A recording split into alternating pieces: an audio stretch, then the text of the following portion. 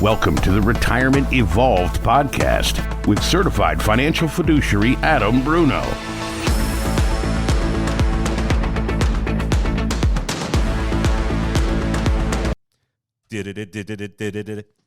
I love that music, Lauren. Welcome back to the Retirement Evolved podcast. I am one of your hosts, Adam Bruno from Evolution Retirement Services and Evolution Wealth Management, and I am joined by my ride or die, one and only co-host, the one and only Lauren Trolson. Say hi, Lauren. Hello, everyone. Yeah, so we are going to jump off today, and we're going to start talking about one of the real big cornerstones of long-term investing, asset allocation, AA. Woo! What it means, how it works, and how it can help you manage risk and pursue returns through all kinds of market conditions. But before we get started, exactly. I think it's important that we let everybody know we are Evolution Retirement Services and Evolution Wealth Management.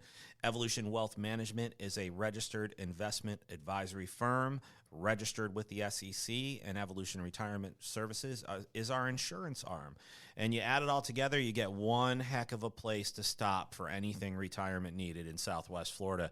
And you can visit us at taxfreefortmyers.com. Spell the whole thing out, FORTMYERS. You can go to evolutionretirementservices.com. Where else, Lauren? Where else can we go?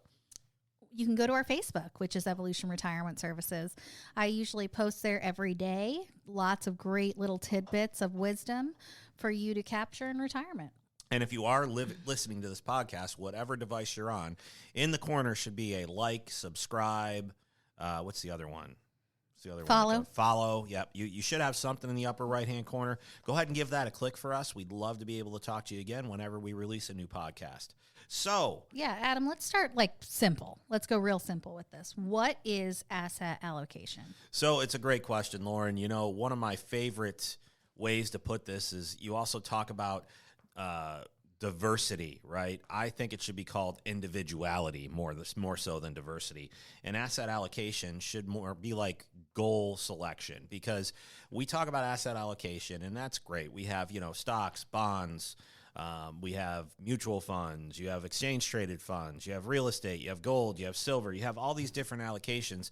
But what we don't talk about is which ones work best for families and their goals that they have in retirement. And that goes specifically with your time horizon, your risk tolerance, your financial goals. It's the foundation of your entire investment strategy. So it's not really just about picking good investments. It's more about how you mix them. Exactly. There's been, numerous studies, including Morningstar, Vanguard, and they show that asset allocation is one of the most significant factors in long-term investment performance. More so than individual stock picking or trying to time the market. We know how that goes, right? You can never really time the market. Absolutely. In 1986, there was a study by Brinson, Hood, and Biebauer and they founded that asset allocation accounts for more than 90% of the variability in a portfolio's return over time. So 90% is determined by the asset allocation. That's huge because, there's also these two quotes we have hanging in Brett Barry's office. Hey, Brett. Hi, Brett.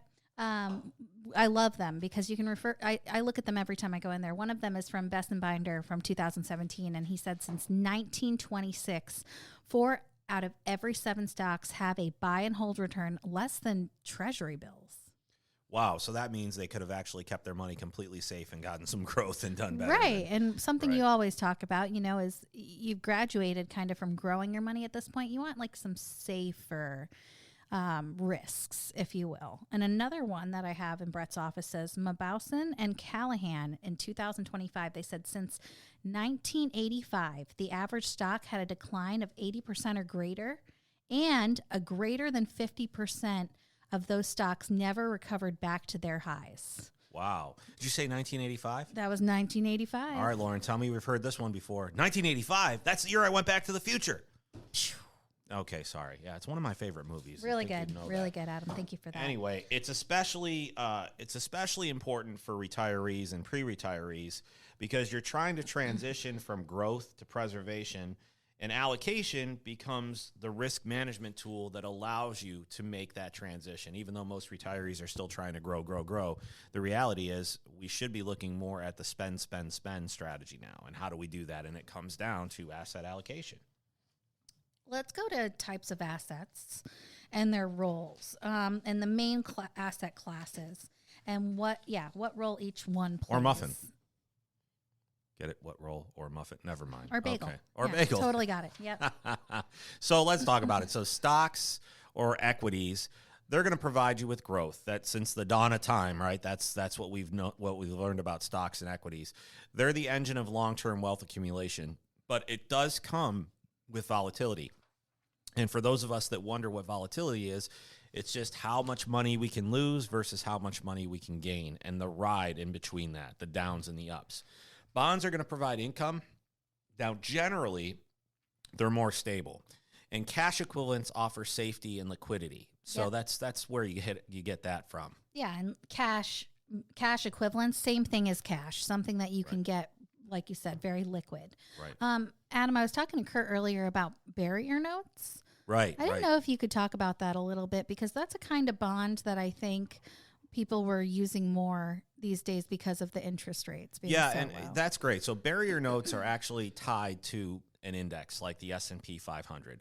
Now, behind the scenes, you have moving and shaking going on, including bonds. But what it really comes down to is, as long as the S&P does not drop below that 30%, the note is going to promise you a certain deliverable. For example, if the S&P does not drop more than 30%, a barrier note might pay you 10% while preserving your asset. So usually you have a duration on those for anywhere from a year to 2 years.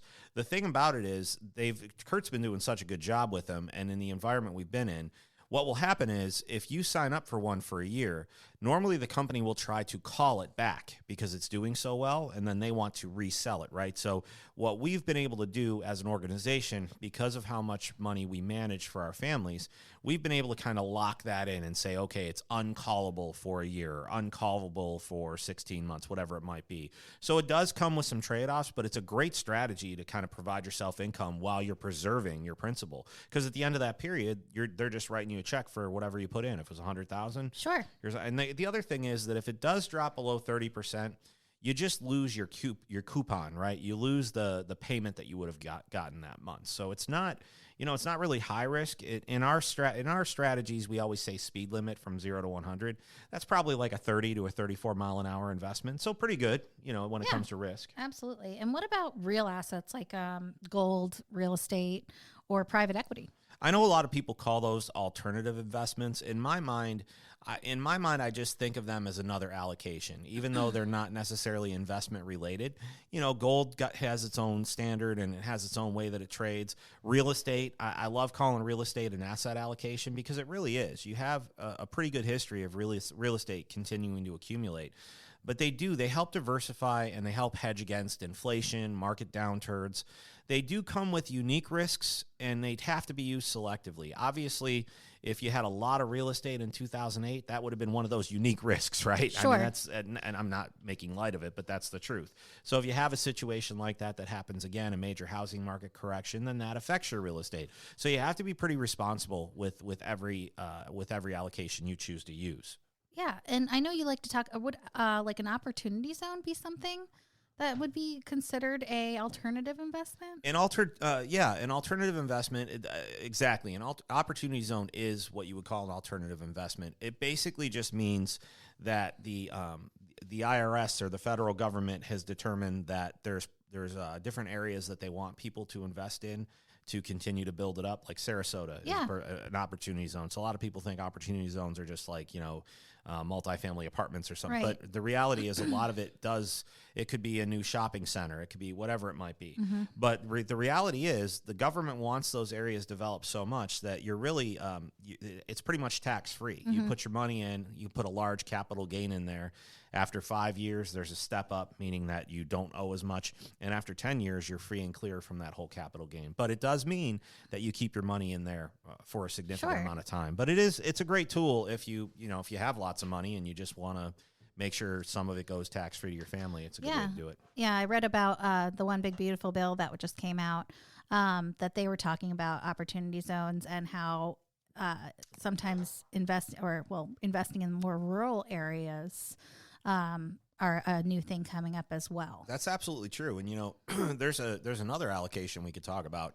You buy property that you are planning on using to grow maybe crops, and then basically the government pays you not to grow on that because they have too much of something like soybeans or corn. Yeah, there's a lot of different ways you can go down that rabbit hole, but I do thoroughly believe real estate is an asset class, and there is a good way to look at that. Then you have like oil and gas leases, where you basically hand your money to an oil and gas company, and you hope that they hit oil, right? But the tax benefits that come with that are significant. But it is a high risk, high reward type of situation. Yeah. Speaking of taxes, how do they come into play with a lot of these assets?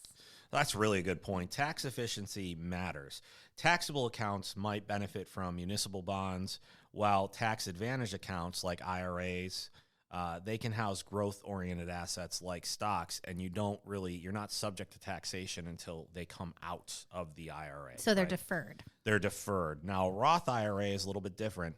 You pay the taxes before it goes in, but you don't pay anything else after that. It grows tax-free, and then it's taken out tax-free, or more importantly, left to your beneficiaries tax-free.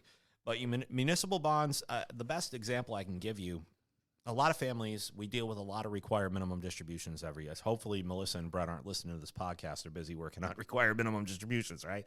But the reality is a lot of people don't want to spend those required minimum distributions, and they just want to reinvest them. Well, if they reinvest them, there's a good chance that they have to pay capital gains, another tax on those investments. Or you could invest some of them in municipal bonds, and this is municipalities, right? You wouldn't want to invest all your money in the city of Detroit. Not that there's anything wrong with Detroit, but you want to spread it out amongst many different municipalities. And since you're investing in the municipalities, the return that you get is tax-free. So it's good to find like an exchange-traded fund that holds, many different municipalities rather than trying to focus on one or two. Okay. So that's like a lot of, this sounds very strategic, right? And it's a strategy that obviously we use here at Evolution, but there's a lot of talk about strategic versus tactical allocation.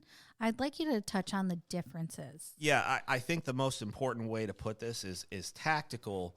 The way I always think of it is tactical is very cerebral. We're attacking a few different areas, and then we're moving to another area right away. We're kind of being more active with it. Strategic, I think, is more suited for the retirement world because we're gonna really do a good job of strategically watching these investments and trying to meet some parameters that we've already laid out in our mind or that line up with the goals that the families have. So strategic allocation is really your long-term target mix, and it's based on your plans and goals. Tactical allocation is the short-term adjustments that are made based on the market conditions. So probably like trying to time the market the right way again, right? For example, increasing your cash in periods of uncertainty or adding equities when valuations are attractive. That would be an example of, tactical allocation. Okay. So tactical moves are kind of like tilting like a portfolio. That's a good way to put it, but they should be modest and based on sound research, not emotion or headlines. That's why it's called tactical. You have to take, and I'll tell you what, so much of the stock market is emotion driven, right? Yeah. So being tactical is kind of difficult. You have to put emotions aside, which is difficult for some people. What are some of the common models? Yeah, so I'm sure you've heard this, Lauren. We've all heard it together. The 60-40 is the most well-known model, right? So 60% stocks, 40% bonds. Although we've kind of blown up that strategy over the last 5 years or so because stocks and bonds have kind of declined together just based on the environment we're in. So it's never a perfect strategy. So that's one way to look at it. We also use risk-based models: conservative, balanced growth, aggressive growth. Target date strategies adjust the mix automatically based on a retirement year. So if you've seen it, most people will see them in their 401k, 2065 target date fund. That means that you're going to retire in 2065. So the target fund manager is going to manage accordingly. So if you have 20 years until retirement, that target date fund is going to be a lot more aggressive for the first 15 years or so, and then it's going to start to back itself off as we get close to retirement. The good thing about target date funds inside 401ks is that they're usually very, very low cost. But the other thing about 401ks is you might have mutual fund options that your company has gotten a nice little kickback on for offering inside the 401k plan. So it's really hard to differentiate, and you can all, I know it's hard and you've got to dig through, but you can all see what those expense ratios are. If you just have even the symbol for what you are investing in inside the 401k, and you copy and paste that symbol into Google, it will bring up the position, and you can click in and go deeper and see what it actually costs. Okay, that's perfect, because this touches on my next question. Like, how would somebody know which model is right for them? Well, it's interesting because I got a really good friend, one of my best friends, Mike. Hey, Mike. And D. Mike works for UPS, and Kelly works for UPS too. Their 401k availability is completely different. Like, Kelly's considered management. She's a part-time supervisor, so they have their assets through Voya, and Voya is going to offer a certain amount of investments. But all of Kelly's investments come with like a 0.5 or a 0.85, what they call expense ratio. So that's what the investment actually costs her. But Mike's investments, he has some really good ones. He's got a lot of target date options. So when him and I work on this and kind of rebalance it, you identifying the best investments are the ones that are not charging you behind the scenes a lot more money. And also, best way that you can identify investments as a 401k is you can look at a risk assessment. You can use a questionnaire, you can have a conversation, and you can oftentimes look at the way it's invested now and test that with other programs that are available online. So we like to look at projected income needs, comfort with volatility, and how long the money needs to last. So the long way around answering that question. Right, and that's really important, especially for people that we hear this all the time. Am I going to outlive my money? Am I going to outlive my savings? And, asset allocation can help manage sequence of return risk. And that's one of the biggest threats to retirees who experience a market downturn early in retirement. Because think about it this way. If you start to see the market go down as soon as you retire and you're still taking money out of it, that's really reverse dollar cost averaging. That's depleting the account even more because we're taking money out in a down market. Now, if the market starts to drop, later on 20 or 30 years into retirement, then we usually have nothing to worry about. But that sequence of returns, we can't time that. We don't know what or when it's going to happen or what it's going to be, right? Yeah, we talked about earlier, timing the market and how you have to be, not as, it's based on emotions, right? So almost like discipline, yeah. Right? So let's talk about rebalancing. So over time, the portfolio is going to drift. Good example, if stocks outperform your equity allocation, might grow too large, right? Rebalancing brings it back to target. So it's like trimming a tree. You maintain the shape and prevent overgrowth of the tree. Or think of it like this. It's about, the casino. We have a company trip to the casino, right? Everybody starts doing pretty well. Everybody's putting money in their pocket right away from the winnings, right? They're taking stuff off the table. So a good way to put that when you're investing in stocks, if you've done really well and you want to see, you want to take some of that risk off the table, you pop it in the money market and maybe get 4% on it. So there's a lot of different ways you can rebalance. Okay, and how often should I rebalance? Generally, that's such a loaded question, but generally once or twice a year. More importantly, though, it has to be systematic of some way. It has to be systematic. You have to have a system in place that lines up with your goals. We use threshold-based rebalancing. If an allocation drifts more than, say, 5%, that's when we tend to act on that because we're a little bit more strategic.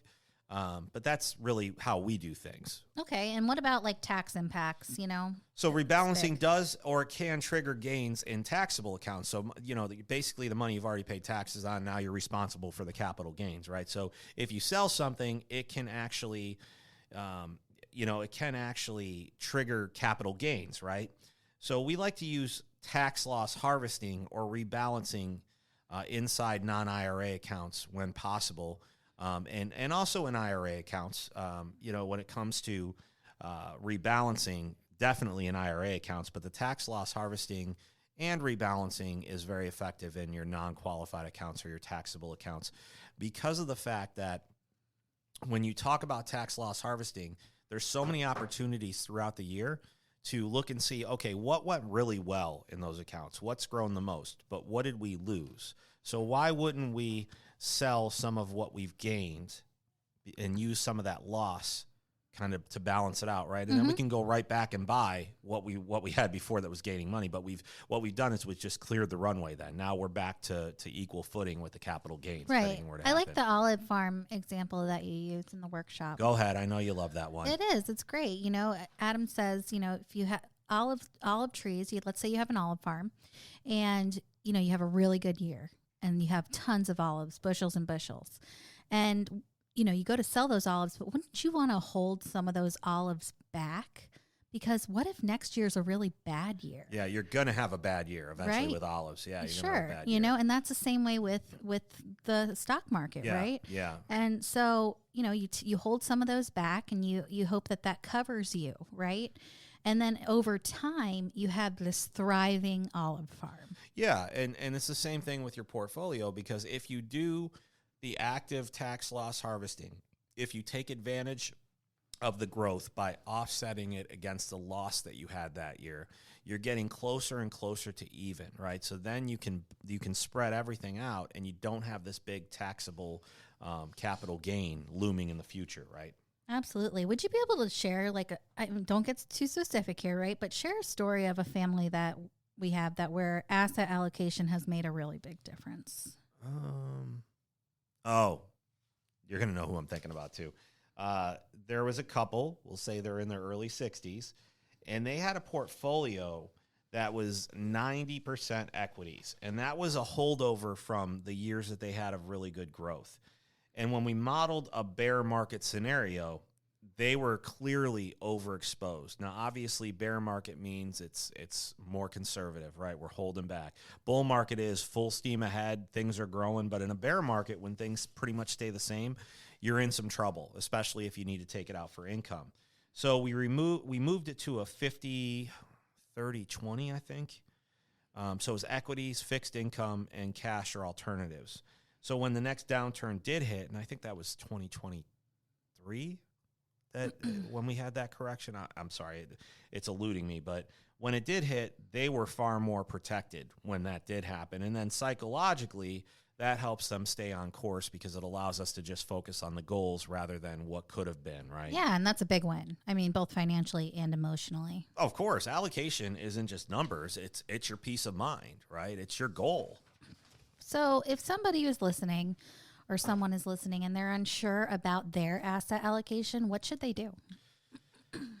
The first thing that they should do is they should get very intentional and get very clear about what their goals in retirement is. You know, you can't say it any better than that. If we start looking at this thing like a 30-year time period or a chunk of time, I can spend $6,000 a year and I'll be okay. It's just not realistic. Your retirement isn't going to be a straight line. There's going to be different points in retirement where you might need to spend a little bit more, a little bit less. So if we can focus on our goals from a year-to-year basis, it's going to make your peace of mind skyrocket. So you have to review currently how you're set up, and then you have to ask yourself, am I taking more risk than I should be, than I even realized? Is this an example of is this meeting my goal, right? Or is this an example of something that could really hinder my goals? Are you possibly too conservative for the objectives that you have? What are the expenses you're not sure of? You know, work with a fiduciary advisor who can help tailor a strategy to you. Now, here's what I will tell you. Advisors are usually people that you go to grow your money. They're not interested most of the time in talking about drilling down deep in your goals. They might ask you about goals over the next 30 years of retirement, but you've got to drill even deeper than that to have the most success. So when you talk to a fiduciary or an advisor, you have to really gauge whether they're looking at the full picture or they're just looking at your investments, because you could pay a fee and have somebody look at everything rather than just the investments themselves and tie it all together. Or you can continue to pay a fee of like 1 or 1.25% and only get a quarter of the service that you deserve. Right. Yeah. And so touching on what are your expenses? You're not sure. Do you work with a fiduciary advisor to help you tailor a strategy that aligns with your goals? That's what we offer. Right. here at Evolution. Right. We do complimentary portfolio reviews, and it's not about selling products. It's about helping families build the right plan. And of course, we're going to identify families that we want to work directly with. But that's the difference. We're not going to try and take on every family that we meet. In a fiduciary environment, we should be telling them, hey, listen, you can do this better on your own. If these are the goals and this is just what you're trying to accomplish, there's no need to pay a 1% fee to do that, right? I love having those conversations because I don't think anybody else would have those conversations with those people. They'd be trying to bring them on and make them clients, but it's not going to work, right? Because those people are going to get upset when they realize what's happening. They're taking away, your advisor's taking 1%. And you're not getting any benefit from having the advisor. They're not helping you with any other planning. They're not helping you grow your money because they can't beat a benchmark like the S&P, right? So I'm real passionate about it. I think if you're wondering about any of this, you come in and you sit down with us or you give us a call. We'll do a 15-minute call together. Just take the load off. Just call us. We'll help you. We'll try and understand where you are and most importantly, where you're going. And we can give you some real fiduciary feedback. Thank you, Adam. I mean, this was, asset allocation may not be flashy, but it's really it's foundational to financial success is what it sounds like. I think what I've realized over the last year, and I'm not gonna monologue here, but I'm gonna say it the best way that I know how. People are too scared to get into the weeds and talk about the exact features of their plan because I think the reality is they're a little bit nervous because they know that they might not have the right features for them. But they've been doing it this way for so long and it's been successful. It makes you feel really uncomfortable when you feel that way. Like you should be talking to somebody. You should be planning things out year to year. But it's okay. We're pretty comfortable, right? We always talk about that, though. We want every family that leaves this office to know they're in control and to feel complete clarity about where they are and where they're going. It's interesting that you just said that. You know what it reminds me of is a lot of people, I'm sorry, Mom, that I have to throw you into this, but don't like going to the doctor because they don't know what to expect or what they're going to find out. And, I think a lot of the time you go, and I'm not saying that I love our medical system. Nobody here, loves going to the doctor. But right? what I am saying is like you're going to a place that is trying to help you. Yeah, they may be selling a little bit more antibiotics or whatever it is. They're getting paid by these companies. So you got to be careful, right? And do your research. But point being is they want to help and they want to get you feeling better. And you should be walking out of your doctor's office feeling a little bit more relieved than when you came in. Absolutely. And you're talking about the scare she had the other day. And that, I can't believe we had to basically twist her arm and tell her, you need to go get this checked out, right? I said, listen, Mom, you can either get in the car with me and I'll drive you to the doctor, or I'm going to call an ambulance and your whole neighborhood's going to know. I believe the words you said were you either getting in my car and going or I'm calling a bus. Yep. And Sue was like, a bus? What's a bus? That's lights, how much she... noises, everyone's going to know what's going on. Everybody knows. And I get that. I'm also very stubborn. So and that's obviously where I get it from. But, take some time for yourself. You're stubborn? Don't even. Okay, sorry. Take some time for yourself and get a real, take action and have an actionable plan and feel that confidence and control and clarity. Yeah, because at the end of the day, you're not going to get sucked into anything that you don't want to do, right? You still have the ability to say yes or no, right? It's as easy as coming in. We provide you with 5 free reports that you can walk out of here with. If you have an advisor, you can go show them. I mean, really, That's always fun when that happens. It's so important, just like with your health, to get a second opinion. Right. So if you already are working with somebody, that's okay. We don't mind. But if we can provide you with a higher level of service and value, right. What are you doing? Yeah, why are you missing out on that? You're either somebody who does something or you're somebody who doesn't. And wishes they would have. Absolutely. Right? That's exactly it. So the other thing to think about too, while you brought that up, is I'm just such a big proponent of health these days. I have my Hume band. I've been watching what I've been eating. I've been taking all my supplements. And I hope that the people and the families that are listening to us right now are taking their health that seriously too, because the reality is if we don't have health, what good is the wealth, right? Right. You said that the other day. I thought that was so perfect. It's true. It's true. Well, we got to hop out of here, right, Lauren? So It's time for me to read my wonderful disclosure. But before I do that, I just want to say God bless you all. And we will see you next time on the flip side. See you next time. Investment advisory services are offered through Evolution Wealth Management, Inc., an investment advisor registered with the United States Security and Exchange Commission, CRD number 307644. Registration does not imply any level of skill or training. You can obtain a copy of Evolution Wealth Management's firm brochure, Form ADV Part 2A, and Client Relationship Summary, Form ADV Part 3, free of charge by visiting https://advisorinfo, advisorinfo.sec.gov/FIRM firm/summary/307644. Evolution Wealth Management offers investment advisory services only where it is appropriately registered or exempt from registration, and only after clients have entered into an investment advisory agreement confirming the terms of engagement and have been provided a copy of the firm's ADV Part 2A. Insurance services provided by Evolution Retirement Services. Any guarantees mentioned or backed by the financial strength and claims paying ability of the issuing insurance company and may be subject to restrictions, limitations, or early withdrawal fees, which vary by the issuer. They do not refer in any way to securities or investments advisory products. You should consider the charges, risk, expenses, and investment objectives carefully before entering a contract. This material has been prepared for informational purposes only and should not be construed as solicitation to effect or attempt to effect either transaction in securities or the rendering of personalized investment advice. This material is not intended to provide and should not be relied on for tax, legal, accounting, or other financial advice. Evolution Wealth Management, Evolution Retirement Service do not provide tax, legal, or accounting advice. You should consult your own tax, legal, and accounting advisors before engaging in any transaction. Evolution Wealth Management and Evolution Retirement Services are affiliated entities. This material may include links to independent third-party websites and are not affiliated with or controlled by Evolution Wealth Management or Evolution Retirement Services.